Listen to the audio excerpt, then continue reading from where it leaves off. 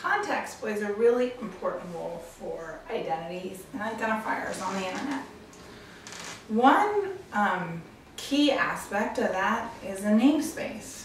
So a namespace is a container, an umbrella, a space where individuals within that namespace have a name, a space within a name.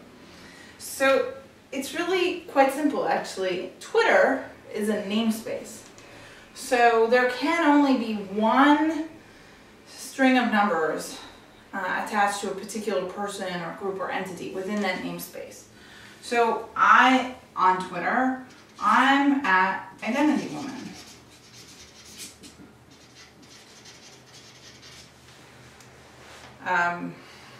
Robert Scoble, he's at Scobleizer.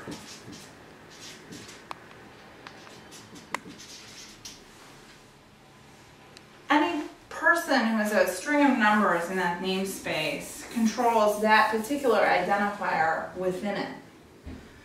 Another namespace that we might all be familiar with is Facebook.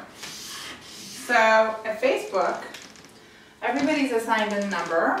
Those are unique within that namespace, as well as people have the option to actually select a URL. So mine is just Kalia. So if you go to facebook.com/Kalia, you get to me. Or not necessarily to me, to my account within that namespace. Another namespace is the whole domain name system. So that namespace is managed by an institution called ICANN. And they hand out top-level domains, so .com, .org, .net, .cc, .ca, which is Canada, .uk, which is UK. So this body decides who can run the registries for those top-level domains, and then people within those domains get to buy domains. So mine is Identity Woman. So if you go to that URL, you go to a page that I control, that is my blog and where information about me is. And that is a global namespace, a namespace of all the .nets.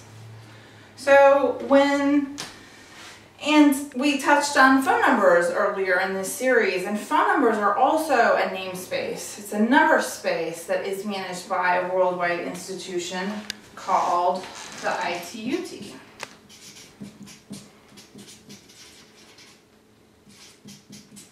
So when we're talking about digital systems, one of the things that we encounter is different namespaces that different institutions control and that have different norms and rules and privileges.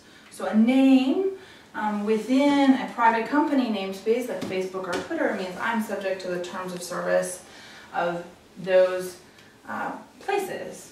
When I have my own domain name, I'm under the terms of service of the entity that runs that top-level domain, as well as the worldwide network ICANN. And the same is true for the phone system. So namespaces help us find endpoints, identifiers in digital systems, and they govern different norms and privileges and conditions within those namespaces.